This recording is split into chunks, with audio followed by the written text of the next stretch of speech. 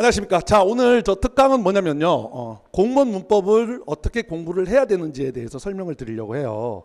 알겠죠? 그래서 그걸 좀, 왜냐면 조금 더 이제 설명을 드리겠지만 생각보다 여러분들이 제가 공무원 학생들을 가르치면서 가장 안타까운 게 뭐냐면 생각보다 전략이 없으세요. 그러니까 전략이 잘못되면요. 여러분들 아무리 열심히 해도 합격권에 갈 수가 없어요. 그러니까 다른 과목들은 모르겠어요. 사실 우리가 생각해보면 다른 과목들은 그렇게 전략이 필요할까라는 생각이 들어요. 예를 들어 뭐 국사랄지 이런 것들은 외우면 되잖아요. 그렇죠? 근데 영어는 좀 달라요. 그래서 그걸 좀 여러분들이 좀 오늘 한 3시간에 걸쳐서 그걸 설명을 드릴 테니까 어떻게 좀 공부를 해야 되는지 좀 설명을 드릴게요. 자, 먼저 영어라는 거는 뭐 여러분들이 다 아시겠지만 사실 어떻게 보면 가장 당락을 결정짓는 가장 중요한 과목 중에 하나죠. 실제로 공무원을 준비하시는 분들 중에 영어를 아주 잘하는 사람은 많지가 않아요. 그리고 무엇보다도 문제점이 어떻게 공부를 해야 될지도 모르시는 분들이 너무너무 많아요. 그러다 보니까 실제로 많은 학생들 중에 거의 한 5, 60%는 영어 때문에 합격을 못하는 학생들이 너무너무 많아요. 그렇죠? 그래서 어떻게 보면 가장 중요하다라는 거. 두 번째는 어렵기 때문에요. 단계적 접근이 굉장히 중요하거든요. 그러니까 단계적 접근이라고 뭐냐면 영어는 약간 좀 뭐라 그럴까 종합예술적인 개념이에요. 그렇죠? 여러분 생각을 해보세요. 내가 어휘를 아무리 열심히 한다고 그래도요 성적이 나오지는 않아요. 예를 들어서 뭐 다른 과목은 잘 모르겠습니다만은 뭐 잘은 모르지만 그냥 작은 그냥 생각으로 국사 같은 건 예를 들어서 내가 만약에 삼국시대를 열심히 했다 이거야. 그럼 최소한 삼국시대는 맞추잖아요. 그렇죠? 근데 영어는 다르다라는 거죠. 내가 아무리 영어를 열심히 해도요. 다시 아무리 내가 어휘를 열심히 해도 어휘만으로 점수가 나오지는 않잖아요. 어휘를 정말 열심히 하면 어휘 문제 2문제만 맞출 뿐이죠. 그렇죠? 그럼 어휘 열심히 했어. 그 다음에 구문을 열심히 했어. 그럼 구문과 관련된 건 독해란 말이에요. 근데 구문을 열심히 한다 해서 또 독해를 다 맞지는 않아요. 왜냐? 어휘랑 구문이 아무리 내가 잘해도 잘 보시면 뭐냐면 독해를 푸는데 시간이 많이 걸려요. 그렇죠? 그래서 약간 영어는 좀 종합예술적인 개념이 있어요. 사실은 문법도 그래요. 문법도 여러분들이 생각하는 것처럼 그렇게 단편적인 개념이 아니거든요. 근데 그걸 자꾸 단편적으로만 여러분들이 접근을 하려고 하다 보니까 문법을 공부를 해도 못 맞추는 거예요. 그래서 여기 세 번째는 뭐 영역 밸런스 중에다 뭐 이건 그냥 그냥 참고만 하시고, 이게 영역 밸런스란 건 뭐냐면 우리 공무원 영어라는 게요. 약간 뭐냐면 암기형하고 수능형이 섞여 있단 말이에요. 이게 8년 전, 9년 전 공무원과 지금 공무원 영어의 차이점이에요. 근데 그거를 여러분들에게 뭐냐면 이게 좀 다른 교수님들 좀 까는 것 같아서 그런데 되게 지금 공무원 영어를 가르치는 교수님들이 되게 보면 시험이 바뀌었는데 옛날 시스템으로 간단 말이에요. 그러다 보니까 큰 문제점들이 생겨요. 그게 뭔지 조금 더 바로 설명을 드릴게요. 자, 아시겠지만 여러분들 공무원은 총 20문제라는 건 여러분들 아시죠? 그렇죠? 대개 문법이 4문제 정도 나오는데 최근 보시면 3문제가 나올 때도 있어요. 그렇죠? 어휘 이디엄 합쳐서 대개 4문제 정도. 그렇죠? 그다음에 이제 생활 영어 2문제 정도. 그다음에 이제 독해가 10문제에서 많게는 11문제 정도가 나온단 말이에요. 그렇죠? 그럼 이제 잘 생각을 해 보실 게 뭐냐면 7, 8년 전의 공무원하고 지금 공무원의 영어가 달라요. 진짜 이제 막 시작하시는 분들은 진짜로요. 뭘 좀 여러분들이 꼭 보시냐면 기출을 풀어보라고 그래도 여러분 잘 안 푸시니까 그냥 시험지만 구해서, 알겠죠? 7, 8년 전 시험지하고요. 지금 시험지를 하면 영어로 그냥 그냥 보기만 해도 외관으로만 드러나는 것도 많이 달라졌구나라는 걸 여러분들이 사실 알 수가 있어요. 그게 뭐냐면 일단 독해 지문이 길어져요. 문제 수는 똑같은 10문제지만 그렇죠? 독해 지문이 길어져요. 그런데 외형상으로는 보이지 않지만 좀 더 깊이 있게 들어가면 또 다른 문제가 뭐냐면요. 독해가 어려워져요. 그러니까 7, 8년 전에는 대개 학생들하고 상담을 하잖아요. 그럼 예를 들어서 너 점수가 몇 점 정도 나와요? 라고 그러면 한 80점이요. 그럼 이 친구 뻔해. 일단 독해는 다 맞아요. 그렇죠? 대개 7, 8년 전 이야기입니다. 독해는 다 맞아요. 그 80점이라는 건 20문제 중에 4개 틀리는 거잖아요. 그럼 나머지 4개를 어디서 틀리느냐? 거의 대부분이 문법 어휘예요. 문법 4문제 중에 2문제 맞기가 쉽지가 않아요. 언제? 7, 8년 전에. 지금은 달라졌어요. 지금 잘 봐보세요. 80점이다 그러면 거의 대부분의 학생들이 일단 독해에서 두세 개예요. 그러면 자 한번 우리가 이제 자기의 현실적인 목표 점수를 우리가 생각을 해보자고요. 그럼 내가 그래도 안정적인 합격권에 들려면 그래도 마지노선이 영어는 80점 정도는 맞아야 되지 않을까요? 조금 더 욕심을 부린다면 90점. 그렇죠? 그럼 우리가 만약에 예를 들어서 현실적인 점수로 그래 나는 영어가 80점을 목표로 하고 있다라고 생각을 해보시자고요. 그렇죠?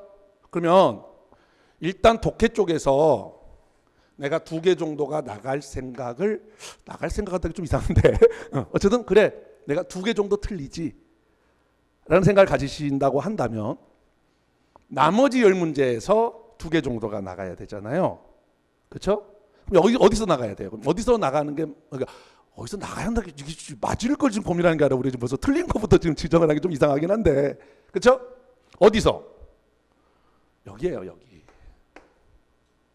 왜냐면요 이번에 저 지방직 보시는 분들은 이제 제 5위로 공부하신 분들은 굉장히 효과를 봤어요. 이게 시작하자마자 광고를 하고 지랄이네. 네, 그렇죠? 이번에 그 지방직에 나왔던 것도 뭐 익스커베이트랄지 발굴하다, 익즈움이란 단어들은 나는 이거 나올 때 이번에 5위가 쉬웠네라고 생각을 했는데 다른 교수님 책에는 이 단어가 없는 경우가 많다 그러더라고요. sure라는 단어도 그렇고요. 근데 제 책에는 있어요.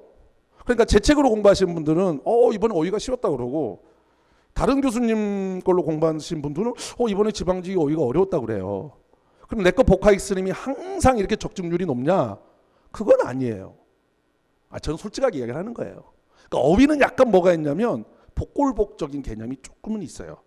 그래서 어휘를 완벽하게 내가 어휘 이디엄까지 합쳐서 뭐 생활영어가 그렇게 어려운 문제는 아니니까 생활영어까지 포함을 해서 그러면 6문제 중에 내가 이 6문제를 다 맞는다라는 거는 사실 어려운 이야기예요. 그러니까 우리가 어쨌든 내 인생이 달려 있으니까 조금은 좀 여유롭게 가야 되지 않겠어요? 그럼 어휘 이디엄 생활영어에서 내가 한두 개 나간다는 생각을 가지셔야 돼요. 그냥 반대로요. 문법은 다 맞추셔야 돼요. 왜 문법을 다 맞추셔야 되냐면요. 지금 문법은 그렇게 어렵게 나오는 게 아니란 말이에요.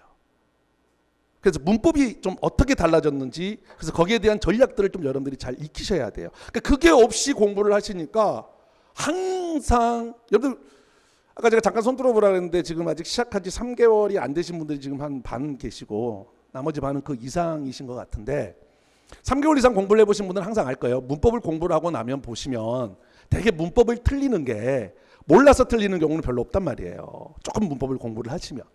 그렇죠? 무슨 말이냐면 항상 제가 하는 말이지만 문법 문제를 풀어요. 자, 틀렸어. 해설을 보면 내가 아는 거야. 자, 이런 경우가 대부분이에요. 조금 공부를 하면 어느 수준에 올라가면. 그러면 여러분 생각을 해보자고. 그거는 내가 문법을 아는 거예요, 모르는 거예요? 그럼 대부분 학생들이 모르는 거잖아요 라고 생각하는데 왜 몰라? 아는 거지. 아는 문법이잖아요. 아는 문법인데 생각이 안 난 거라고. 그러니까 여러분들 스스로 생각을 해보라고. 자, 나의 문제점 예를 들어서 자, 나는 문법을 풀면 10문제 중에 한 5개를 틀려. 근데 해설을 보니까 내가 다 아는 문법이야. 자, 이런 문제점이 있다 라고 하면 거기에 대한 해결책이 뭐냐고요. 그 생각을 한번 해보자고요. 그럼 대부분 학생들은 뭐냐? 내가 복습이 부족했대. 그래서 계속 문법을 회독을 여러 번 해. 그게 맞는 전략일까요? 잘 생각을 해보자고요. 왜냐하면 봐보세요. 내가 몰라. 문법을 몰라. 몰랐으면 이제 알면 되죠. 근데 내가 이미 알고 있는 문법이야. 근데 그걸 틀려. 그럼 그걸 내가 문법을 모르는 게 아니잖아요. 그럼 그걸 문법을 계속 돌린다고 되냐고. 안 되지. 무슨 말인지 이해되세요? 그렇잖아요. 그러면 뭔가 원인이 딴 데 있는 거지. 그렇지 않을까요? 거기서 뭔가 항상 우리가 문제가 있으면 그걸 해결하려면 그 문제에 대한 원인을 아셔야 되는데 그게 없어 여러분들은. 그냥 오로지 나의 노력이 부족한 거야.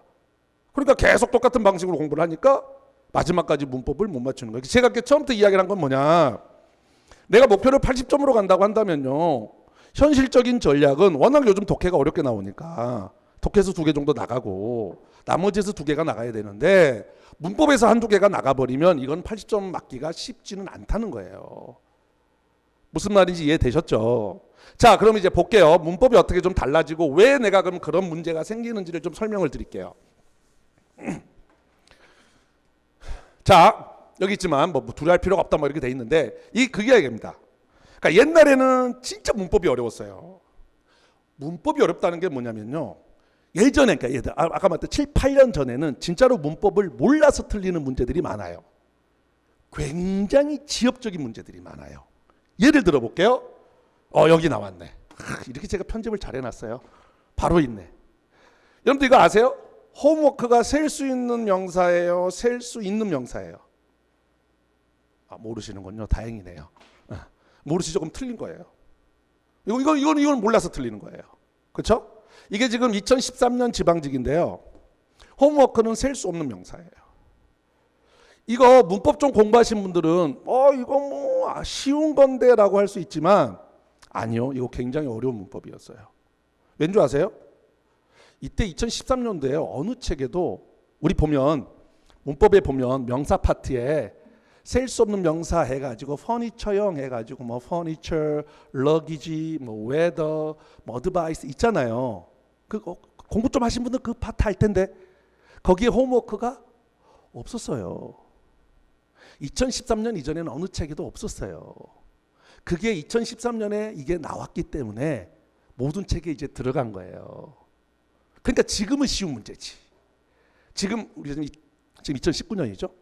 2019년 지금은 얘가 쉬운 문제예요. 근데 사실은 2013년도에 이건 굉장히 어려운 문제였어요. 이해되시죠? 이거 몰라서 틀리는 거예요. 이래서 문법이 어려웠어요. 근데 이제 보세요. 지금 이런 문제 나와요, 안 나와요? 안 나와요. 그러니까 이게 문법이 옛날과 달라진 게 이거라는 거예요.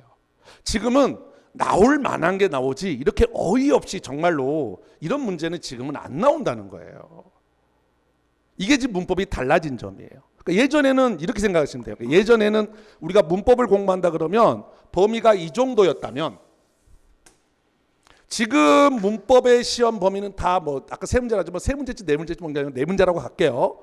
문법 문제 수가 준 건 아닌데 문법 나오는 범위가 줄었어요. 그러니까 이런 식이라고 생각을 하시면 돼요. 물론 지금 올해 지금 다시 발표가 난 것이 지금 이제 수능형 과목들이 지금 없어진다고 지금 발표가 났죠. 근데 사실 예전에 이제 2013년 쭉 이후에는 수능형 과목들이 들어왔잖아요. 그러니까 영어가 이거예요. 공무원 영어도 사실은 수능형으로 지금 바뀌어가고 있는 추세예요. 그거는 이번에 뭐 발표가 나서 수능형 과목이 빠진다고 하더라도 공무원 영어는 똑같이 수능형으로 바뀌어 간다고 생각을 하셔야 돼요. 그럼 수능 공부해 보신 분들 많으시죠? 수능은 몇 문제죠? 예전에 공부하신 분은 50문제고요. 요즘 공부하신 분은 45문제예요. 5문제가 줄었어요. 그러면 45문제라고 합시다. 그중에 문법 문제가 혹시 몇 문제인 줄 아세요? 한 문제예요. 한 문제예요. 사실 생각을 해보면 우리가 왜 영어를 해야 돼? 영어를 하는 가장 중요한 목적 중에 하나는 읽는 거죠. 그렇지 않을까요? 읽는 거. 말하는 거. 근데 말하는 거야 뭐 어떻게 안 되니까 일단 빼고. 가장 중요한 건 읽는 거 아닙니까? 읽는 데 있어서 문법 여기에 S가 있냐 없냐가 뭐가 중요해? 솔직히. 그러니까 이런 문법은 중요하지가 않죠. 근데 예전에는 어쨌든 공무원이라는 직책이 있는데 너무 많은 학생들이 오니까 공무원 시험 영어의 목적은 떨어뜨리는 거예요. 사실은 그렇잖아요. 그러니까 이런 어이없는 문제들을 낼 수밖에 없지. 왜냐? 다시 독해는 쉽게 낸단 말이에요. 옛날에. 독해는 진짜로 예전에는요. 하나 틀리면 진짜 못하는 거였어요. 그러니까 혹시 나는 영어 독해가 너무 자신이 없다 하시는 분들은요. 한 8, 9년 전 기출을 풀어보세요. 자신감이 완전 충만해집니다. 점수는 안 나와요. 알겠죠? 그러니까 옛날 거를 풀면 진짜 독해가 쉬워요. 지금은 다르다고. 그러니까 옛날 생각해 보면 독해는 쉬웠어. 근데 떨어뜨려야 돼. 그러니까 어렵게 낼 수 있는 게 여기밖에 없죠. 아니면 여기거나.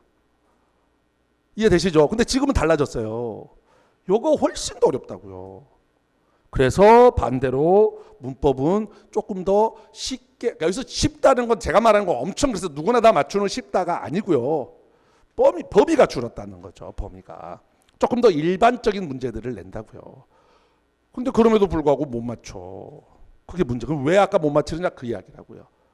이해되셨죠? 그래서 지금 다시 돌아갑니다. 이제 이런 문제. 이런 문제는 지금 요즘 트렌드는 아니라고요. 여기까지 이해되셨죠? 그럼 지금은 요즘은 나올 만한 게 뻔하게 나와요. 근데도 왜 틀리느냐? 그럼 그 다음을 봅시다. 자, 잠깐만요. 지금 어디 표가 하나 있는데 여기 있다. 지금 문법 문제가 네 문제면 풀어보신 분은 알겠지만 문법이요. 영작이 보통 두 문제 정도가 나오죠. 영작 뭔지 아시죠? 그다음 문법 가가지고 문장형이 있고 단락형이라는 거 아세요? 제가 보여드릴게요. 이게 문장형이죠. 1, 2, 3, 4번에서 문장을 줘서 그죠? 이거 밑줄도 없어. 역같이. 그죠? 이렇게 내는 거죠. 이런 게 이제 문장형이고 단락형은 이게 단락형이죠. 단락 속에서 문법을 묻는 거. 이해되시죠? 그럼 여러분들 뭐가 어려워요? 단락형이 어려워요? 얘가 어려워요? 얘가 어렵죠. 그렇지 않아요? 그럼 얘는 왜 어렵죠? 근데 사실 잘 봐보세요. 이제 이게 중요한 이야기인데 실질적으로는 얘보다요. 얘가 더 사실은 어렵다고 봐야 돼요. 형태상으로는. 왜일까요? 봐보세요. 달라요 포인트가. 얘는요. 이거 지금 2019년 지방지대 이것도 굉장히 긴 겁니다. 지금 문장이. 이 이상 길어질 수는 없어요. 이해되셨죠? 근데 단락형은 다르죠. 단락 속이기 때문에요. 보시면 여기는 문장이 짧지만 봐보세요. 요 문장 봐보세요. 요 문장 봐보세요.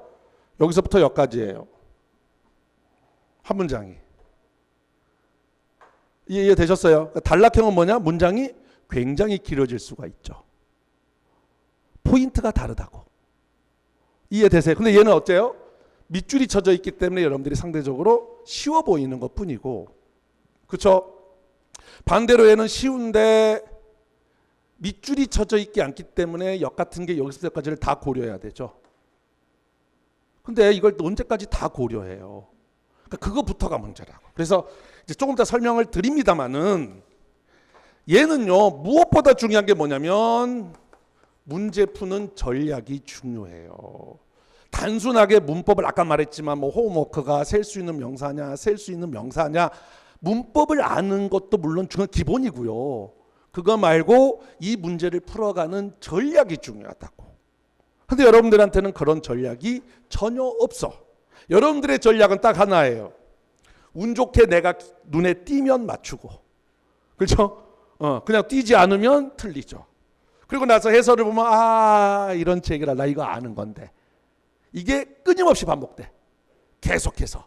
그러니까 이건 계속 틀리는 거지. 그렇죠? 자, 그럼 이제 봅시다. 잠깐 보실게요, 이제. 그럼 보시면 예전에 여기 그 위에 게 없네. 근데 그 위에 것도 보시면 알겠지만 거의 대부분은 문장형이 두 개였어요. 영작이 이렇게 나오고. 근데 요즘 들어서 봐보세요. 단락형들이 꼭 하나씩은 나오죠. 이번 2018년 국가직은 오히려 단락형이 두 문제가 나왔어요. 이해되셨죠? 나는 이게 좀 계속 고착화될 것 같다는 생각이 들어요. 지금 여기도 국가직 보시면 지금 두 문제죠. 그러니까 지금 보시면 2018년, 2019년 국가직은 단락형이 두 문제예요. 그렇죠? 지방직이 이제 예전에는 지방직은 전혀 항상 두 문제 나오다가 이제 2018년부터 지방직도 단락형이 하나씩 나오고 있어요. 물론 이제 영작이라고 하는 부분은 여전히 문장형으로 나오죠. 영작을 단락형으로 낼 수는 없으니까. 그렇죠? 그럼 여러분 이제 이거 생각을 하셔야 돼요. 이걸 어떻게 풀고, 이건 어떻게 풀고, 이건 어떻게 푸냐지. 그렇죠? 그러면 먼저 첫 번째 단락형은요 뭐가 중요하냐면 문장이 아까 길어진다 그랬잖아요. 그러니까 얘는 구문과 관련이 많아요. 문장을 분석할 수 있는 능력이 있으셔야 돼요. 이해되셨어요? 문장형에 대한 건 조금 이따 설명을 드릴게요. 그래서 먼저 사실은 얘도 그렇습니다. 문장형도요 뭐가 중요하냐면 먼저 기본적인 거는 구문 능력이 중요해요. 그러니까 다시 말하면 여러분들이 이런 거를 볼 때 전략도 없지만 문장 구조 자체가 분석이 안 돼 버리니까 뭐가 주어고 뭐가 동사고 뭐가 준동사라는 개념이 없다 보니까 여러분들이 맞추기가 힘든 거예요. 그래서 영어에 항상 제가 중요하게 여기는 거 문법은 먼저 돼야 되는 게 뭐가 돼야 되냐면 구문. 그래서 구문이란 건 뭐냐면 문장을 분석할 수 있는 힘이 있으셔야 돼요. 아마 공무원에서 저만큼 구문을 강조하는 사람은 없을 거예요. 근데 나는 그게 너무 답답해. 요거부터 좀 다시 한번 설명을 드릴게요. 봐보세요. 자, 아까 제가 이야기했던 거, 시험은 바뀌었는데 여전히 교수님들이 예전에 머물러 있다라는 말이 뭐냐면, 아니 똑같다니까. 수능으로 돌아가 볼게요. 여러분 수능 공부하신 분들 많잖아요. 자, 맨 처음에 내가 딱 수능 공부를 하면 대부분 뭘로 시작해요? 어휘 구문이죠. 그러지 않아요? 그렇죠? 왜 구문을 하죠? 독해가 많으니까. 독해를 하려면 뭐가 돼야 되죠? 해석이 돼야 되니까. 맞죠? 그런데 자 봐보세요. 예전 제가 말했던 7, 8년 전에는 왜 구문이 중요하지 않았느냐? 아까 얘기했잖아요. 독해가 너무 쉬워. 구문이 필요가 없어. 그냥 단어만 알면 해석이 돼. 이해되죠? 답도 쉬워. 이해되세요? 대신 문법이 어렵다니까. 근데 문법이라는 게 솔직히 아까 뭐 이거 푸는데 뭐 엄청난 구문 실력이 필요하진 않잖아요. 왜? 문장이 짧으니까. 제 말이 돼요. 그러니까 예를 들어 7, 8년 전에는 뭐가 중요했냐면 너 홈워크가 셀 수 있는 명사야, 셀 수 있는 명사야를 아는 게 중요했다고. 옛날에는 단편적인 문법 지식을 아는 게 맞고 틀리고를 결정했어요. 이해되죠? 지금은 아니라고. 제 말 이해되세요? 지금 어디가 어려워요? 독해가 훨씬 어려워. 여러분들이 봐도 알잖아. 시험을 딱 봐보면 지금 지문이 짧지가 않다니까요. 이해돼요? 그러니까 좀 봐보시라고. 옛날 거 시험지랑 지금 거 시험지만 딱 봐도 알아요. 지문이 길어. 지문이 길다는 건 구문이 복잡하다는 소리죠. 두 번째, 갑자기 문법 이야기하고 있는데 저는 지금 현재는 독해 이야기하고 있습니다. 예전보다 내용이 어려워요. 독해가. 소재의 추상성이라고 그러거든요. 추상적인 소재가 많다 보니까 예전에는 내가 어떤 한 단락에 대해서 한 50%만 이해를 해도 이게 대충 내용이 이해돼서 답이 나오는데 지금은 소재가 추상적이고 어렵다 보니까 알겠죠? 7, 80%가 이해가 돼야 답이 나오는 거예요. 근데 거기서 끝나는 게 아니라 문법도 그렇다고요. 문법도 지금은 단편적인 걸 묻지 않는다고. 그리고 단락형들이 생겨났다고.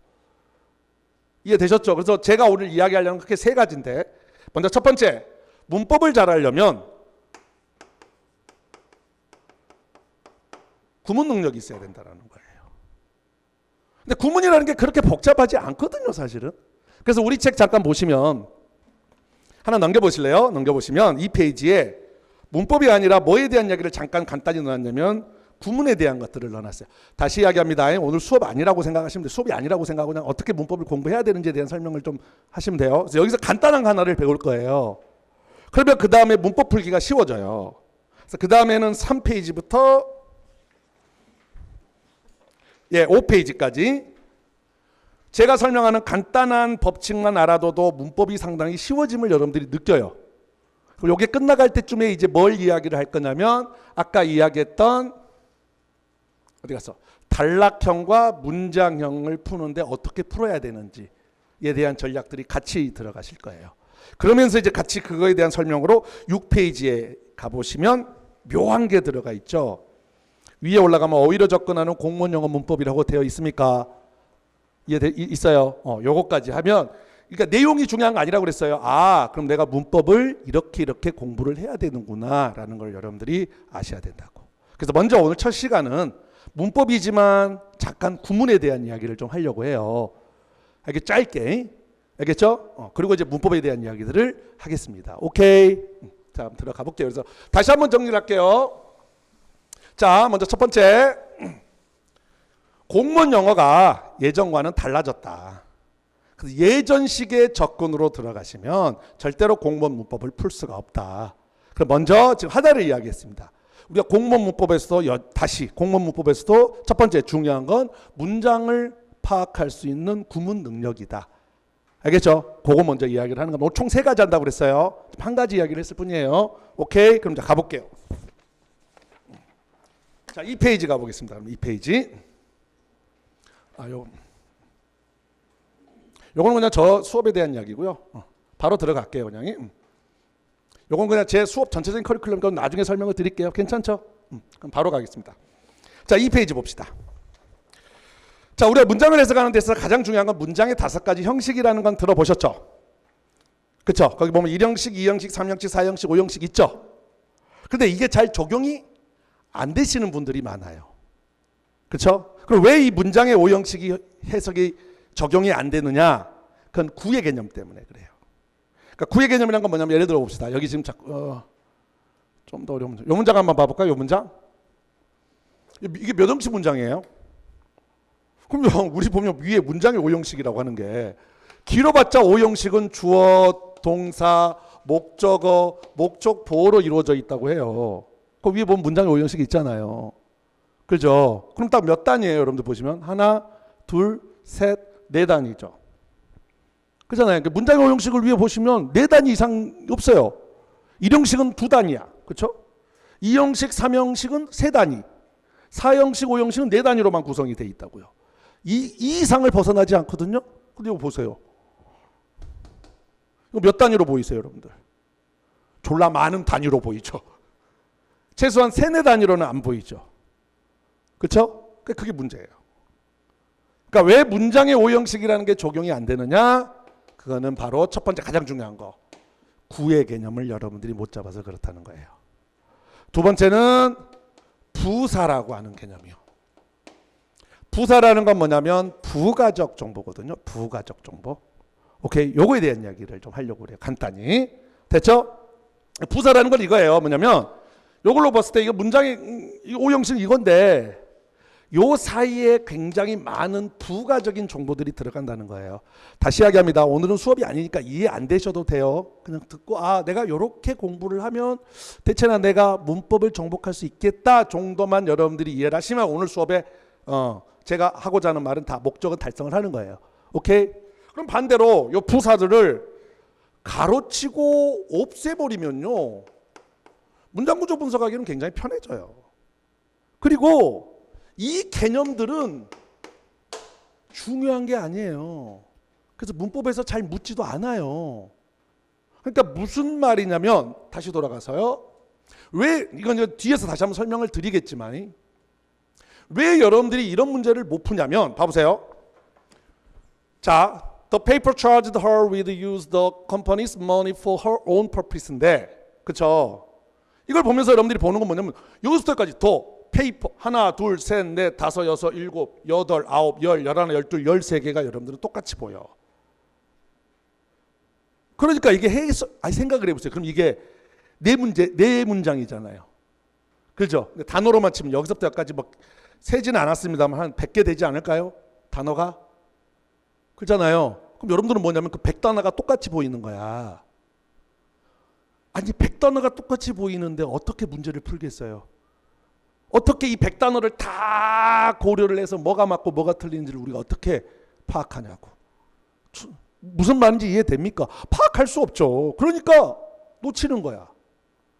그리고 나중에 해설을 보면 알죠. 왜냐하면 해설은 예를 들어서 이게 틀렸어. 그럼 이 부분에 대해서만 설명이 가니까 이렇게 되는 거죠. 잘 생각해라, 맞죠? 근데 다시 실전 가면 뭐 얘가 뭐 볼드체로 돼 있어요? 얘만 색깔이 뭐 노란색입니까? 아니잖아. 제 말 이해돼요? 그러니까 여러분들 다시 100단어야. 제 말 이해되세요? 그러니까 맞출 수가 없어요, 실제로. 그러니까 제가 말하는 문제점이 뭔지 알겠어요? 이런 식으로 공부를 해가지고는요 맞출 수가 없죠. 근데 여러분들은 계속 그런 식의 공부밖에 안 한다고. 그러니까 그게 1년을 공부하든 3년을 공부하든 다 똑같은 현상이 벌어지는 거예요. 풀면 틀려, 해설 보면 알아. 풀면 틀려, 해설 보면 알아. 이게 끝까지 가는 거야. 그러다가 운 좋게 시험 때 유독 이게 기억이 보였어. 근데 맞추는 거야. 안 보였어. 틀리는 거야. 이건 복골복이지. 내 말이 맞지 않나요? 그렇죠? 그럼 어떻게 여러분들 운명을 복골복에 맡기냐고. 근데 다 보면 문법을 그런 식으로 공부를 해요. 못 맞히지. 이해될까요? 다시 이야기합니다. 봐보세요.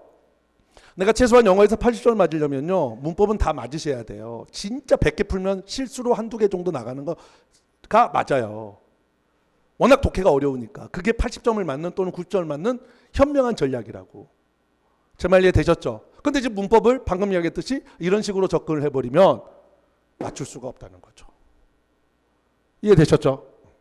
두 번째, 단락형은 상대적으로 쉽긴 합니다만 아까도 이야기했지만 문장이 길기 때문에 문장 구조를 제대로 파악을 못하면 여기도 틀릴 가능성이 높다는 거죠. 그렇죠? 문장형 같은 영작형 같은 경우도 이제 여기에 해당하죠, 사실은. 그러니까 똑같은 전략이 없으면 아까도 얘기했지만 그런 전략이 없으면 영작도 많이 그래서 틀리세요. 그래서 보면 문법을 여전히 문법이 예전보다 훨씬 범위가 줄어들었습니다만은 문법을 다 맞는 학생이 생각보다는 안 맞는 이유 중에 하나가 바로 그런 이유예요.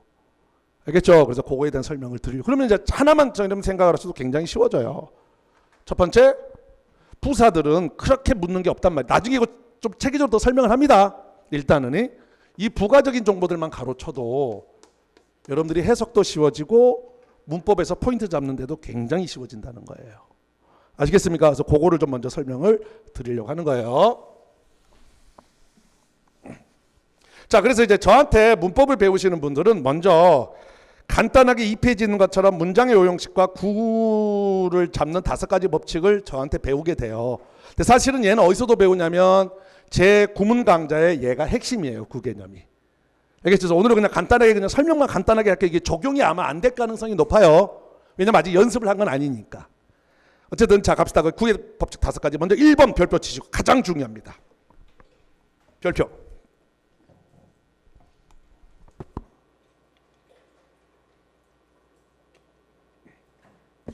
갑니다. 첫 번째, 전치사. 자, 전치사는 반드시 뒤에 명사가 나오게 돼 있거든요. 전치사 플러스 명사는요, 대개 부사구예요. 물론 형용사구도 됩니다만 일단은 무조건 부사구라고 알아두시면 돼요.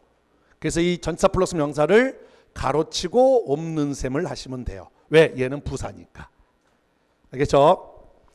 예를 들어 볼까요? 아까 굉장히 복잡했던 문장이 요거였죠. 요거 한번 봐볼까요? 잠깐 제가 먼저 부가적인 정보만 가로쳐 볼게요. 얘 부사구예요. at 전치사죠. 얘 부사구예요. about 전치사죠.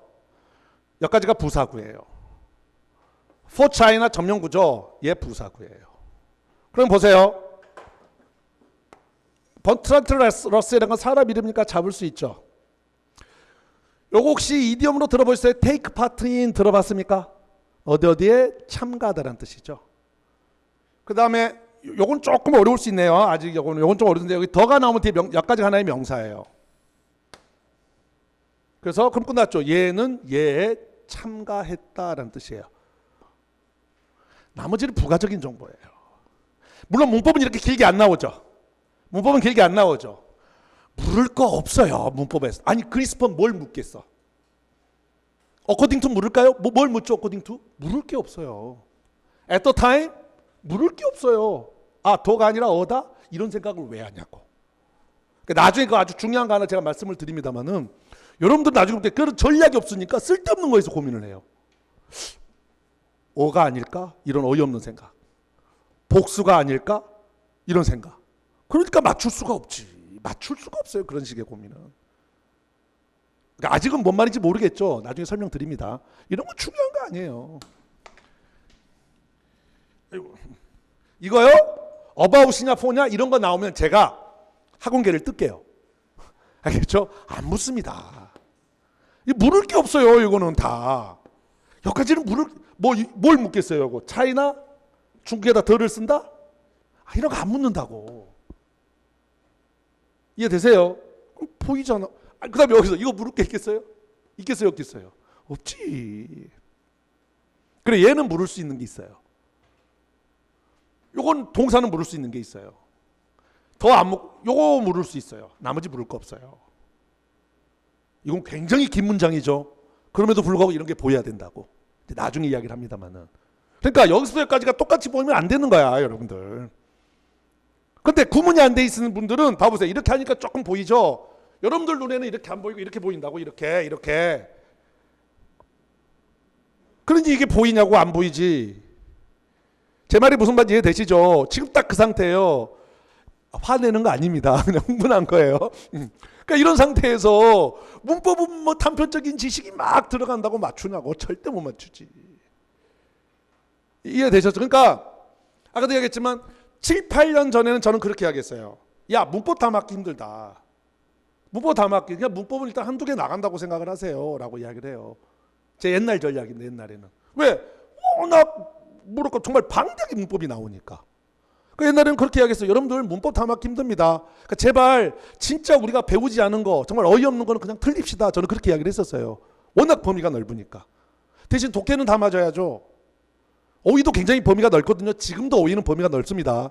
그러니까 어휘 이디엄에서 뭐 한두 개 나가고 문법에서 한두 개 나가는 전략이 맞는 전략입니다. 라고 이야기를 했었어요.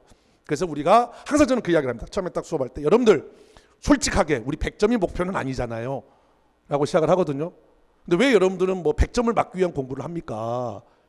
그렇잖아요. 내가 만약에 50점이면 70점을 위한 공부를 하는 거고 내가 이제 70점이 됐을 때 80점, 90점을 위한 공부를 해야지. 근데 막 50점대이신 분들이 막 이상한 문법이 나오고 막 벌벌벌 떨어. 왜 떨어? 틀리면 돼. 그거 말고도 50점이면 10개를 틀리는데. 그렇잖아요. 그 옛날에 그렇게 이야기를 했어요. 지금은 다르다고. 왜? 문제가 바뀌었다니까요. 문제가 바뀌었어요. 그러니까 뭐가 중요하고 뭐가 덜 중요한지를 아셔야 되는데 공부에서도 문법도 그렇고 똑같은 글자지만 이게 중요한 건 아니라고. 그럼 뭐가 중요한지를 알아야 돼요. 그게 먼저예요. 그러려면 먼저 구문 능력이 있어야 된다는 거예요. 그래서 영어의 시작은 누가 뭐래도 문법 아닙니다. 어휘 구문이에요. 그리고 문법으로 가시는 겁니다. 아시겠어요? 그래서 어쨌든 문법에 대한 이야기를 지금 하고 있어요. 그래서 요거 이제 먼저 첫 번째 하나 알아두시고, 자, 두 번째는 이제 이거에 예외가 있는데 그게 뭐냐면 어부입니다. 어부는 좀 달라요. 명사부 명사가 나오면 얘를 하나의 명사로 보셔야 돼요. 그러면 방금 제가 이렇게 가로쳤던 게 이해가 되죠. about인데 여기 어부니까 명사 어부 명사 이렇게 해서 아 크게 보시면 전치사 플러스 명사구나라고 가로를 칠 수가 있는 거죠. 그래서 이해되셨어요? 이렇게 됐죠? 3법칙 오늘 수업에서 3, 4법칙은 그렇게 중요한 건 아니니까 그냥 참고만 할게요. 3법칙은 뭐냐면 A 그리고 B 그리고 C 뭐 A, B, and C가 나오면 얘도 이걸 하나로 보는 겁니다. 우리 집 수업이 아니니까 이렇게만 갈게요. 됐죠? 네 번째, 형용사가 명사를 꾸미면 명사가 됩니다. 형용사란 건 뒤에서도 꾸며요. 얘도 오늘 설명 우리 수업하는 데서 크게 중요한 건 아니기 때문에 이렇게만 하고 넘어가겠습니다. 지금 우리 문법을 하는 거니까 구문을 하는 게 아니라. 그래서 제가 먼저 강조하고자 하는 거는 이 두 가지만 아셔도 문법을 풀거나 해석을 하는데도 엄청나게 쉬워져요. 알겠죠? 이렇게. 마지막으로 다섯 번째, 준동사는 하나로 보셔야 됩니다. 요게 조금 어렵습니다. 사실은. 여기서도 요거는 자세하게는 안 하겠습니다. 지금 눈빛들이 뭐냐면 개새끼 설명을 하려고 하고 왜 적어놓고 하란데 라고 하는데 오늘 그냥 보여드리는 거니까. 알았죠? 다섯 번째, 어쨌든 준동사는 하나로 보는 건데 준동사라는 건 이제 이거예요. 준동사에는 부정사, 동명사, 분사라는 게 있는데 참고로 부정사 그러면 이걸 우리가 투 플러스 동사 원형 이렇게 가는데 그게 아니고 얘는 뒤에 뭐가 더 나와요. 그럼 요거까지를 하나로 보실 수 있어야 돼요. 요건 조금 어려운 개념입니다. 사실은 어느 정도 기초가 잡히고 들어가야 되는 거여서 이렇게만 그냥 설명을 드릴게요. 됐죠? 자, 요 다섯 가지의 구의 개념이 잡혀야 문장의 요용식이 보여요. 그러면 거기에 맞춰서 해석을 할 수 있는 거예요. 이거 어렵지 않잖아. 그리고 얘는 얘에 참가했다주. 나머지는 부가적인 정보예요. 얘에 따르면 이게 뭐가 중요해? 그렇죠? 그때 이게 뭐가 중요해? 중요한 거 아니에요. 이거의 선택에 대한 이거죠. 최고의 정치적인 지배 구조의 선택에 대해서 이게 뭐가 중요하지 않아요. 여기서 중요한 건 얘가 여기에 참여했다예요. 그래서 이게 잡히면 이제 뭐냐면 슬슬 문장들이 보이고 해석까지도 여러분들이 잘 될 수가 있다는 거예요. 그래서 그것들만 좀 세 문장 가지고 한번 연습을 해볼게요. 1번 한번 봅시다. 여기도 여기도 한번 봐보세요. 자, 이게 만약에 문법으로 나왔어. 아이고 이게 뭐가 중요하겠냐고. 이게 중요한 거 없어요. 전명구조 전사 플러스 명 가로쳤죠. 중요한 거 없어요. 그럼 중요한 건 딱 세 개예요. 주어, 동사, 목적어죠. 아 이거 뭐 물을 게 있겠어요? 물을 게 없지. 이거 물을 게 있겠어요? 없지. 지금 미리 하나 이야기를 해드릴까요? 그러면 원래 뒤에서 해야 되는 이야기인데 문법에서요 특히 잘해둬야 하는 부분이 어디냐면요. 한 가지 굉장히 중요한 팁입니다.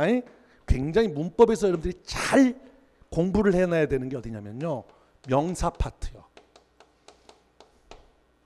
전치사 파트요. 관사 파트요. 대명사 파트요.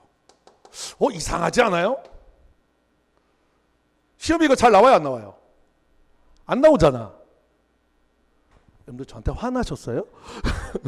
굉장히 표정들이 좀 어두운데? 이건 중요하지 않지. 근데 봐보세요. 역설적으로. 자, 요 문장 놓고 봐볼까요? 요 문장 놓고 볼까요? 봐보세요. 요 문장만 놓고 봐봅시다. 이거 전치사죠. 이거 명사죠. 이거 전치사죠. 어쨌든 명사죠. 명사죠. 명사죠. 명사죠. 형용사로 봐야 될까요? 어쨌든 명사죠. 명사죠. 시험에는 잘 안 나오는데 잘 생각해보면 문장을 이루는데 전치사, 관사, 명사, 대명사가 졸라 많아요. 이해되세요? 근데 시험에 나올 거는 얘는 정해져 있어요. 명사는 딱 7가지 파트를 넘어가지 않아요. 뭐 여러분 들어보실 때 뭐 퍼니처형 들어보셨어요 혹시? 문법 조금 공부하시면 알 거예요. 문법형, 퍼니처형, 패밀리형, 캐틀형 이런 거 있거든요. 아니 여러분들 문법 파트 보시면 명사 파트에서 한 서너 페이지잖아요. 그것만 확실하게 하면 돼. 그걸 벗어나서는 안 나온다고. 제 말이 돼요? 전치사도요. 딱 나올 게 정해져 있어요. during이냐, for냐, 뭐 이런 거 있죠. 이해되면 until이냐, by냐, beside냐, besides냐. 4가지 포인트가 밖에 안 돼요. 관사는 더 없고. 그러니까 반대로 여기는 시험에 나오는 건 한정되어 있는데 사실 문장을 이루는 데 있어서는 굉장히 많은 부분을 이루어요. 그러니까 여기는 확실하게 두는 게 좋아요. 그럼 딱 보면 맞잖아. 이건 나올 수가 없다니까. 아까 말했지만 안 나와. 이거 뭐 나와? 나올 수가 없어. 이거 안 나와. 나올 게 없어요. 안 나와 이거. 물론 패밀리가 하나 있긴 한데 어쨌든 이건 안 나와 일단은. 그럼 여기서 딱 묻는 건 하나죠. 뭐 얘밖에 없어요. 다시 우리 지금 수업하는 거 아니야? 어떻게 공부를 해야 되는 거에 대한 이야기예요. 그러면 최소한 아까도 말했지만 이렇게 보이는 게 아니잖아. 이해되죠? 여기서 이게 문법으로 나왔다? 얘 말고는 없는 거예요.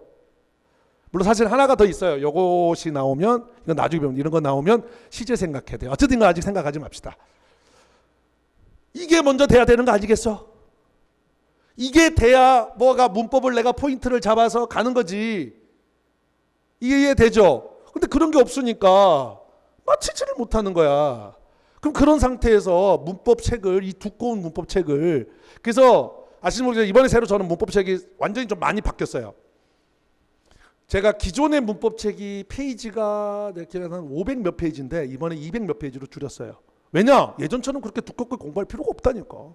나올 만한 게 뻔히 정해져 있으니까. 알겠죠? 근데 예전처럼 막 500페이지, 보통 교수님들 보면 그러잖아요. 그거를, 내가 문법을 틀려니까 하나, 2회독, 3회독. 이게 무슨 의미가 있냐고. 뭐를 묻는지 자체를 모르는데. 이해되셨어요? 그러니까 문법은 이해됐죠? 이렇게 들어가야 돼. 이런 걸 아셔야 되는 거야. 그래야 뭐가 포인트인지를 알 수 있는 거지. 그래야 맞추는 거지. 이런 게 전혀 안 돼 있는 상태에서 문법만 한다고 어떻게 맞추냐고. 그러니까 제가 답답하다는 게 그거예요. 그리고 맨날 고민만 해. 아니 고민만 하면 답이 나오냐고.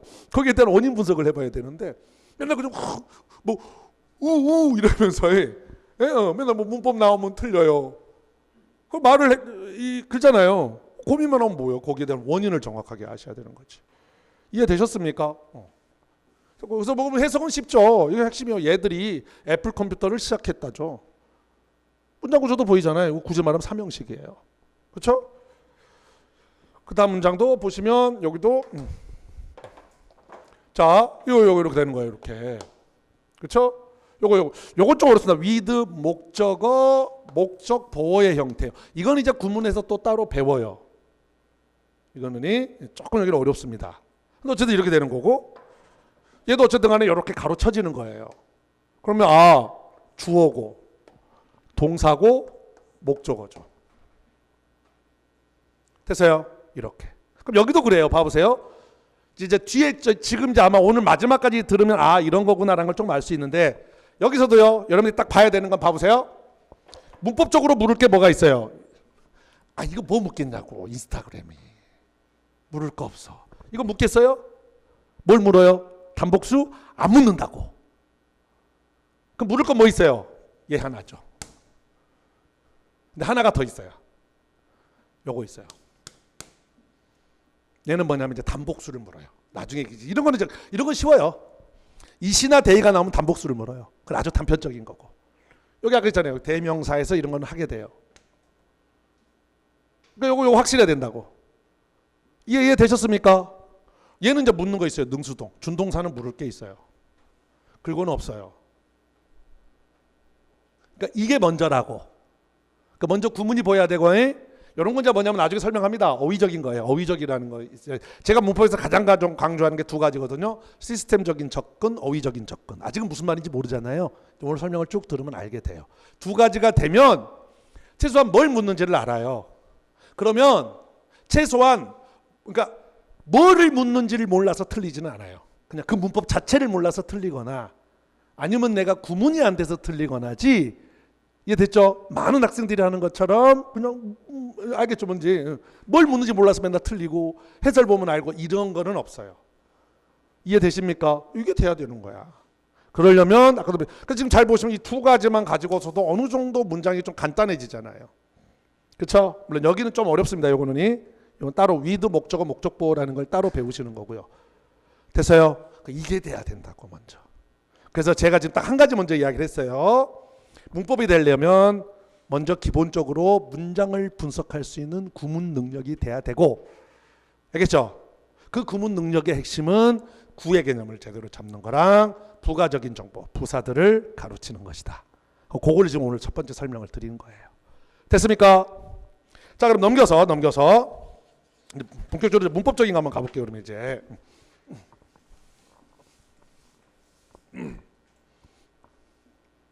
요것도 똑같은 이야기고요. 그래서 이제 가볼게요. 이제 진짜 본격적으로 문법 문제를 한번 봅시다. 자, 이거 2017년 국가직 하반기 9급이었는데요.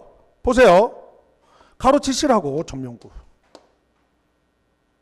이거를 문법에서도 하나 조심해야 될 게 있습니다. 여러분들 문법 공부할 때 조심해야 될 거. 두 가지에서 조심을 해야 돼요. 먼저 첫 번째. 저도 그렇습니다만은 대개는 이렇게 선택형을 많이 문법 문제 예제로 주죠. 왜냐면 이게 편하니까. 근데 실제로 우리가 푸는 문법은 이렇게 안 돼 있죠. 문장으로 주죠. 그죠? 두 번째. 자, 오늘 내가 문법이란 건 이렇게 체계적으로 쭉 공부를 하는 거잖아요. 오늘 딱 내가 이제 오늘 만약에 우리가 체계상 오늘 가정법을 해야 돼. 자, 그럼 오늘 딱 수업 들어갈 때 자, 오늘 여러분들 가정법을 배울 겁니다. 라고 하면 오늘 하는 모든 예문들은 다 가정법이죠. 제 말이 돼요. 근데 실제 여러분들이 맞닥뜨리는 시험은 뭐가 나올지 모르죠. 이해되세요? 그래서 문법은요, 여러분들 공부를 할 때 기본 개념을 여러 번 돌리는 게 중요한 게 아니고요. 물론 적당한 선으로는 해야죠. 최소한 문법은 한 3회독 정도는 하셔야 됩니다. 기본 개념을. 그리고 나서는 많은 문제를 풀어서 적용하는 게 중요해요.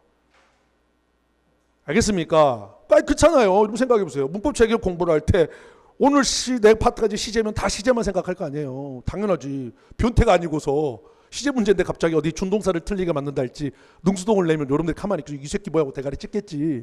그러니까 모든 책들은 그렇게 돼 있는 거예요. 그러니까 그게 함정이라고. 그렇잖아요. 왜? 시험은 그렇게 나오는 게 아니라 종합적으로 나오는 거니까.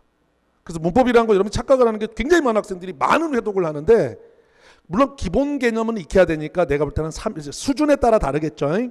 나는 영어가 아주 낮다 그러면 좀 더 회독을 해야 될 거고 나는 좀 더 영어 실력이 기본적으로 된다 그러면 회독을 좀 줄이는 게 낫겠죠. 어쨌든 기본적으로 3회독 정도 하고 나면 많은 문제를 통해서 종합적으로 문법을 접근을 하려고 해야지 단편적으로 갔으면 안 된다고. 어쨌든 이거 똑같죠. 어쨌든 오늘 수일치를 지금 한다 그러면 이거예요. 그러면 자 보시면 가로치면 그럼 누가 봐도 얘가 동사라는 거 알 거고 얘가 주어져. 그렇죠? 그럼 해석을 얘가 주어란 거야. 그러면 메리의 지식의 범위 얘가 주어져. 그러니까 얘가 맞겠죠. 이해 되셨죠? 근데 이것도 똑같습니다. 이게 아니고 그냥 이게 선택형이 아니고 그냥 문장이라고 보자고요. 오케이. 그래도 물어볼 게 없어요. 얘 말고는 물어볼 게 없어요. 굳이 말하면 하나가 더 있어요. knowledge는 여기서 배우는 게 돼요. 셀 수 없는 명사에 knowledge가 있어요. 그러니까 여기를 공부를 하셨으면 이거는 묻는 게 얘가 있네. 이건 셀 수 없는 명사니까 s를 붙이지 않는 게 맞네. 말고는 묻는 게 없다고. 여기서부터 여기까지 해서 묻는 건 딱 두 개예요. 얘, 끝. 무슨 말인지 알겠죠? 이게 돼야 되는 거야. 이게 먼저. 알겠죠? 그럼 이건 뭐냐? 아까도 이야기했지만 이건 이제 어휘적 접근이에요. knowledge라는 어휘를 딱 봤을 때 이건 묻는 게 있지가 돼야 되는 거예요. 됐어요? 얘는 어휘적인 게 아니에요. 뭐 astound란 단어가 나오면 수일치 따지다가 아니에요. 얘는 시스템적인 거예요. 동사는 무조건 수예일치 능수동을 생각하셔야 돼요. 이게 시스템적인 거예요. 지금 제가 최종적으로 이야기할 거 다 이야기했어요. 사실은. 제가 문법에서 강조하는 게 세 가지예요. 알겠어요? 첫 번째, 구문 능력. 두 번째, 시스템적인 접근. 방금 이야기했던 거. 시스템적인 접근은 좀 뒤에 가서 다시 설명을 드릴 겁니다. 세 번째는 어휘적인 접근. 어휘적인 접근이라는 거는 방금 이야기했던 거. 알겠죠? 근데 그런 게 없으니까 아까도 이야기했지만 여러분들은 뭘 묻는지를 모르는 거야. 그래서 에이씨 이게 복수인가? 뭐 이러고 있고 인인가? 이러고 있고 이해 되셨죠? 뭐 여기 혹시 더가 있어야 되는 거 아니야? 이런 이상한 생각들을 하고 있고 알겠어요? 이렇게 아니야. 그럼 절대로 문법은 못 맞추는 거예요. 그래서 딱 보고 요거 하나 그러면 문장 구조 분석 이건 동사니까 수예일치 능수동 끝 이렇게 가야 되는 거예요. 최종적으로는. 알겠습니까? 그래서 문법은 이렇게. 물론 저도 문법을 할 때 물론 당연히 기본 개념은 설명을 하죠. 당연히 하죠. 문법의 기본적인 지식은 알아야 되니까. 근데 최종적인 거는 이렇게 가셔야 된다고. 알겠죠? 그래서 알겠어요? 그래서 아까 뒤에 막 메이크 해가지고 이상하게 되는 거 있잖아요. 그 어휘적인 접근에 대한 이야기에서 거기서 그걸 다시 한번 설명은 드릴 거예요. 알았죠? 계속 가볼게요. 자 여기도 가로 치세요. 그러면 누가 봐도 이거 주어 동사지 뭐. 그렇죠? 그럼 이것도 해석을 어떻게 해야 됩니까? 이거는 어휘적인 것이 하나가 들어가 있어요. 이거 나오면 어휘적인 게 있어요. 넘버브나 더 넘버브가 나오면 여러분들이 두 가지를 생각을 하셔야 돼요. 하나는 뒤에 복수명사 와야 돼요. 이거 따져야 돼요. people은 S 없지만 사람들이란 복수입니다. 그러니까 맞는 거예요. 됐죠? 두 번째는 동사. 그럼 뭐 따져야 되겠죠? 수의 일치. 그럼 이건 해석은 이게 주어가 아니죠. 사람들의 수 이렇게 해석을 해야 돼요. 더 넘버가 주어예요. 그러니까 increases가 답이 되는 거죠. 됐어요. 그래서 우리가 지금 물론 수의 일치 부분이니까 그렇긴 하지만 설령 이게 선택형이 아니더라도 그렇게 잡아낼 수 있어야 된다고. 그러니까 다시 말하지만 이건 아무 의미가 없는 거예요. 이것도 아무 의미가 없는 거예요. 알겠죠? 그러니까 이게 돼야 된다고 항상 말하지만. 알겠어요? 사실은 여기서 수업 끝내도 돼요. 제가 말하고자 하는 이야기는 사실 다 했어요. 요게 돼야 된다. 그래야 문법이 훨씬 쉬워진다. 이런 접근이 아니면요, 여러분들 진짜 많은 시간이 걸려요. 그러니까 이거 아닙니까, 여러분들? 제가 항상 수업 시간에 하는 이야기지만 강사가 내가 왜 여기 있죠? 반대로 여러분들은 왜 여가 있죠? 이런 생각 안 해보세요? 그렇잖아요. 왜 여러분들이 제 강의를 들어야 되죠? 저뿐만이 아니라 왜 여러분들이 강의를 들어야 되냐 이거야. 강의를 듣는 이유는 나는 크게 두 가지라고 생각을 해요. 첫 번째는 내가 혼자서 이해를 못하니까. 도저히 이해가 안 되니까 내가 이거를 풀어서 이해를 시켜주는 게 강사의 목적이죠. 첫 번째. 근데 저는 그거보다 더 중요한 건 두 번째라고 생각을 해요. 여러분들이 어느 특정한 점수에 도달할 수 있는 시간을 줄여주는 게 강사의 가장 중요한 덕목 아니겠어요? 다시 말하면 내가 영어가 50점이야. 1000시간을 투자해서 80점을 갈 걸 500시간이나 300시간으로 줄여주는 게 강사의 목적이 아닌가 싶어요. 그럼 여러분보다는 제가 훨씬 더 영어를 보는 해안이 있으니까 저만의 그 노하우들이 저도 연구를 할까? 저는 그 연구를 해요. 그래서 그거를 여러분들이 저한테 배우셔야 되는 거야. 그렇게 해서 해야 훨씬 더 그 점수에 올라가는 시간이 단축이 되겠죠. 제 말이 무슨 말인지 이해되시죠? 그럼 아까 이야기했던 그런 부분들이에요. 그냥 아무 생각 없이 기존에 해왔던 식으로 문법을 계속 몇 회도 한다고 해서 이게 되냐고. 아까도 말했지만 안 된다고요. 이런 것들을 익히셔야 되는 거야. 이런 것들을 가르쳐 드리는 거고. 그럼 훨씬 더 어떤 점수에 도달하는 그 시간이 줄어드는 거지. 그러니까 그런 거를 여러분들이 저한테 배워서 익히는 거죠. 그러니까 어떻게 보면 저는 스킬이란 말이 절대 나쁜 게 아니거든요. 스킬하면 뭔가 여러분들이 꼼수 이런 생각하는데 아니죠. 이런 것들은 배워야 되는 거예요. 이해되셨죠? 자, 하나 더 해볼게요. 이것도 보세요. 이거를 그냥 선택형이라고 생각을 해보라고. 선택형. 아니, 선택형이란다. 문장형. 그럼 보세요. 가로쳐야 돼요. 정명구 가로치시고. 가로치시죠. 여기도 보면 전치사. 명사우 명사어부 명사니까. 그렇죠? 정확한 여기까지. 얘는 부사. 맞죠? 이렇게. 그리고 또 똑같아. 물을 거 뭐. 얘 말고는 없지. 단수죠? 그러니까 뭐가 맞아요? 얘가 맞죠. 이해됩니까? 이거 말고는 없지 뭐가 있어. 사실은 이제 요거는 묻는 게 있어요. 근데 아직 뭐 신경 안 써도 되고. 그렇죠? 나중에는 이제 얘도 있어요. 물을 게. 부사는 형용사냐 부사냐를 마지막에는 물을 수 있어요. 이 정도라고 이 정도. 다시 왜 여기서 형용사냐 부사냐 묻지 이런 거 생각하지 말라고. 알겠죠? 근데 어쨌든 최종적으로는 이렇게 따지는 거다라는 것만. 제가 말한 건 뭔지 알겠죠? 자꾸 여러분들 이야기 생각하는 건 봤을 때 내가 뭐를 묻는지 포인트를 잡아야 되구나. 하나, 둘, 셋, 넷, 다섯, 여섯, 일곱, 여덟, 아홉, 열, 열하나, 열둘, 열세, 열네, 열다섯, 열여섯 개의 단어 중에 묻는 건 얘 두 개구나. 뭐 이건 그렇게 중요한 건 아니니까. 이게 보여야 된다는 거지. 이해되셨습니까? 그 이야기들이에요. 어쨌든 그러니까 뭐 어렵지는 어쨌든 그다음 두 번째는 구문적인 것. 점령구 가로치니까 그렇게 어렵진 않죠. 문장 구조들이 보이죠? 이렇게. 됐죠? 자, 조금만 더 할게요. 요거 수요일치주 부분만 한번 끝내봅시다. 4번. 얘도 전치사예요. 여러분들이 뭐뭐와는 달리라는 전치사예요. 아까 제가 강조는 안 했습니다만 A, B, and C를 하나로 보라고 그랬죠. 그러니까 전치사 플러스 명사예요. 이렇게 가로치는 거예요. 알겠죠? 그 다음에 자 이것도 보시면 in our body 전명구조 가로치시면 되고요.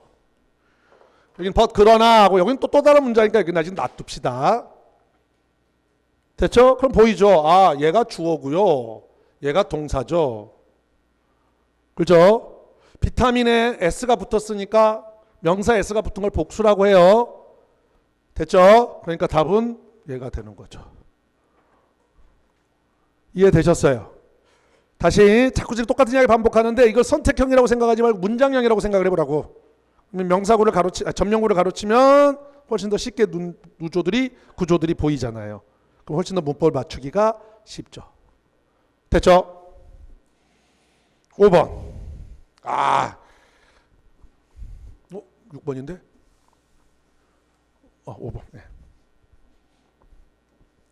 자, 이것도 한번 봐봅시다. 물론 선택형이면 쉬워요. 이건 한번 독해라고도 생각을 해봅시다. 그럼 일단 점령구 가로쳐 보자고요. 점령구죠. S가 뭐뭐로서라는 전치사의 뜻이 있죠. 명사, 어부, 명사죠. 이렇게. 그렇죠? 그 다음에 요거 이렇게 가로치면 되겠죠. 맞습니까? 그 다음에 잘못했다. 여기는 명사 and 명사죠. 이렇게 죄송합니다. 그 다음에 요것도 다시 전치사 플러스 명사. 이거 전치사잖아요. 다. 얘도 전치사니까 여기까지죠. 맞아요. 그러니까 굉장히 길어 보이지만 점령구를 가로치니까 문장이 보이죠. 얘가 뭐고요? 주어, 동사, 목적어죠. 얘는 얘를 얘로 본다죠. 맞아요. 그래서 보시면 사우스코리아 남한 사람들은 교육을 이거죠. 사회 모빌리티란 말은 이동성, 유동성, 오케이? 역동성의 주요한 프로펠러로 본다. 이렇게 해석을 하는 거죠. 끝났어요. 이거 중요한 거 아니에요. 됐어요? 끝. 어쨌든 문법 풀 때도 쉽죠. 그러면 얘가 동사니까 얘가 주어니까 복수니까 이게 맞겠죠. 그러니까 다시 물론 이렇게까지 길게는 안 나옵니다만은 봐보세요. 먼저 다시 만약에 그러면 요걸 없애고 자 문장형으로 뭐 1번 해가지고 여기까지가 나왔다고 합시다. 됐죠? 그럼 뭘 묻냐 이거야. 그럼 일단 먼저 첫 번째 자 점용구도를 가로치자고요. 됐죠? 그러면 이제 보이죠? 아 얘가 주어고 동사고 목적어라고. 됐죠? 그 다음에 자 보세요. 지금 다 명사로 구성되어 있잖아. 명사, 전치사 이런 걸로 관사 이걸로 구성되어 있죠. 이해돼요? 그러면 아까 내가 저길 제대로 해놓잖아요. 묻는 거 없어요. 지울 수 있어야 된다고. 묻는 거 없어. 이해되죠? 그럼 묻는 건 얘 하나예요. 이것도 묻는 거 없고 얘도 묻는 거 없다고. 이게 돼야 된다고. 너무 많이 들어갔나요? 이해는 되죠? 그러니까 다시 아니 이거야. 자, 다시. 그러니까 내가 별로 시험에는 잘 안 나오는 얘들을 참 잘해 놔야 될 필요가 있구나 라는 걸 좀 느끼라고. 시험에는 잘 안 나오지만 여기를 확실하게 해두면 이것들은 묻는 게 없구나 라는 거를 잡아낼 수 있다고요. 근데 이게 없잖아요, 여러분들. 여기 아마 뭐 한 1년 이상 문법을 공부하신 분도 있을 거예요. 근데 그런 생각이 없잖아. 그렇게 공부하신 분들. 맞출 수가 없어요. 그러면 문법은.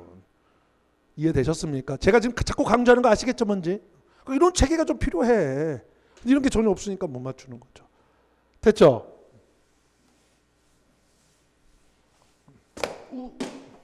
왜 이래? 자, 마저 하나 더 해볼게요. 6번 여기도 봅시다. 자, because of 전치사죠. 이거 나중에 제가 구문에서 이건 많이 하는데 문장 구조가 복잡하는데 문장 맨 앞에 전치사 넣었잖아요. 혹시 컴마가 나온지 보시고 컴마가 나왔으면 여기까지가 되게 전명구예요. 그러면 얘가 뭐고요? 주어. 다시 얘 또 전치사죠. 명사 and 명사니까 이렇게 가로쳐질 수 있겠죠. 얘가 동사라는 건 알겠죠? 맞아요. 그러면 주어가 얘니까 아가 맞죠. 여기를 좀 더 자세히 보면 전사 플러스 명사죠. 온 전치사죠. 맞아요. with regard to도 전치사거든요. 명사 오브 명사죠. 다시 전치사, 명사 앤드 명사죠. 그러니까 다 전명구예요. 그러니까 졸라 복잡해 보여도 전명구가 많아서 그러는 거예요. 됐어요. 그러니까 이건 약간 좀 독해적인 면에서도 생각을 해보시라고. 그죠? 아니 간단한 거죠. 간단하진 않는데 우리가 문장의 오형식이라는 거 왜 문장의 오형식이라고 했겠어요? 모든 문장은 5가지 형식 안에 있다는 거잖아요. 그러니까 사실 생각을 해보면 굉장히 영어 문장은 간단한 거예요. 5가지 문장만 내가 형식만 제대로 알면 되잖아. 근데 왜 이게 잘 안 되냐고요. 2가지 이유라고. 하나는 많은 부사구들이 있는 거예요. 지금 저거 봐보세요. 딱 알겠잖아. 저거 1형식이에요. 뭐 이스팽딩을 형사 보면 2형식. 근데 왜 길죠? 보면 앞에 전명구가 부사구 하나, 둘, 셋, 4개가 지금 들어가 있죠. 여기 앞에만 부사가 4개가 있는 거야. 그러니까 복잡해 보이죠. 근데 이거를 쫙 가로쳐버리면 보인다고. 그렇죠? 이해되세요? 간단한 거잖아. 그렇죠? 됐죠? 이렇게. 됐습니까? 자, 오늘 그래서 첫 시간으로 오늘 총 이게 지금 한 2강에서 3강으로 지금 문법을 어떻게 공부해야 되는지 이야기를 했는데 정확하면 제가 여기까지 지금 하나만 이야기를 하고 싶은 거였어요. 구의 개념을 잡고 부사구를 가로치면 문법이 보인다. 정확하게 말하면 문법만 보이는 게 아니라 해석에서도 보인다. 됐죠? 자, 다음 시간에 이제 이어서 뭘 들어갈 거냐면 4페이지에 있는 거 들어가기 전에요. 다 넘겨서 5페이지 거를 먼저 좀 가겠습니다. 5페이지 거를. 알겠죠? 5페이지 걸 좀 먼저 갈 겁니다. 여기서 똑같은 이야기예요. 전명구 가로친 문장 보인다는 게 똑같은 이야기 지금 할 거예요. 그 다음에 이제 할게 시스템적인 거. 그 다음에 어휘적인 거. 이렇게만 해서 문법을 어떻게 공부해야 되는지를 좀 설명을 하려고 하는 겁니다. 이해되셨죠? 자, 여기까지. 예. 자, 다음 시간 또 이어서 다음 강에서 뵙도록 하겠습니다. 수고하셨습니다. 쉬세요.